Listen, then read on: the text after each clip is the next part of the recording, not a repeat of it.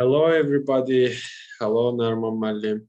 Today, I'll talk to you about Azerbaijani enlightenment. But before I begin, I would like to tell you about the enlightenment and its ideology. So, I want to start my speech with Immanuel Kant's thoughts. He said that the public use of man's reason must always be free, and it alone can bring about enlightenment among men. This means that a person must be free in the environment, and this freedom will lead to the enlightenment from the environment. Now I want to tell you about history of development of oil industry in Azerbaijan. Thus, the Azerbaijani oil industry consists of 5 stages. More clearly, the historical homeland of oil is Azerbaijan.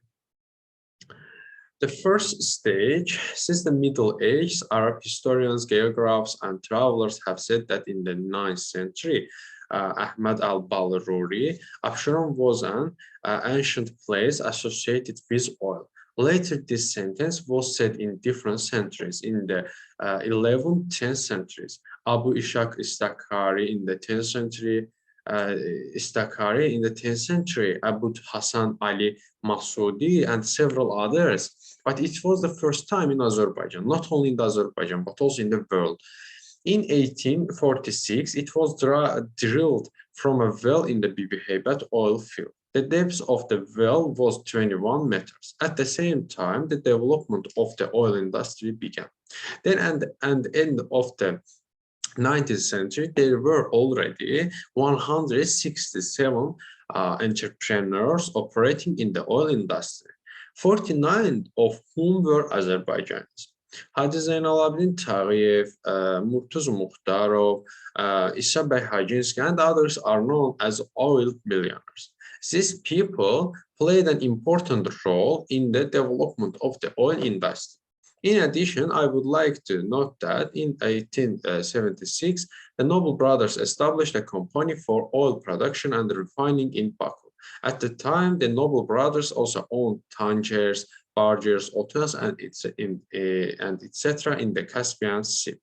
The second stage began in the 1920 with nationalization of the Azerbaijani oil industry. I want to say that in 1921, oil production decreased to 2.4 million tons, and new oil fields are being explored in Azerbaijan under the guise of exploration work. And it identifies areas in Gala, Buzovna, and other places are being put into operation. Then comes to the third stage, which began in 1950 to the 1969. Offshore geological exploration was expanded. A number of oil and gas fields were discovered and put into operation.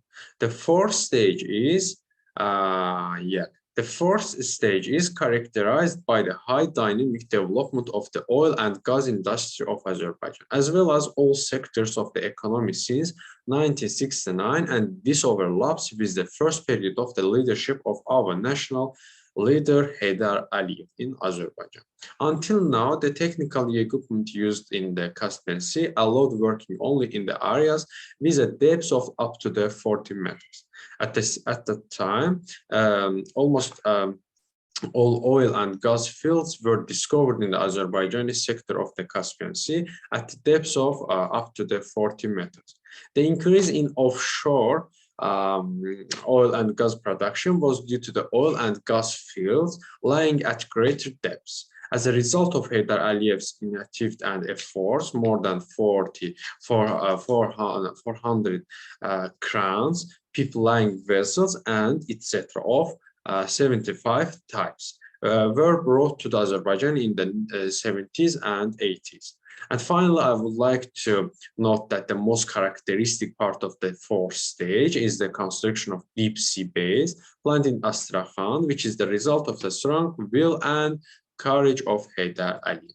And the last fifth stage is characterized new oil strategy, covering the collapse of the collapse of the USSR, the period of independence, and the new history of Azerbaijan. On September 20, 1994, the State of Oil Company of Azerbaijan, SOCAR, and a group of foreign oil companies, Azerbaijan International Operating Company, AIOC, signed the production sharing agreement entitled a Contract of the Century, covering 1994-2024.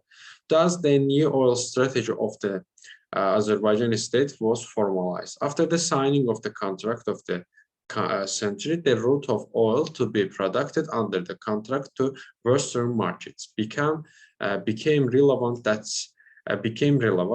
Actually, that's me at the end of my speech. So now I will hand over to my teammates. Thank you for listening.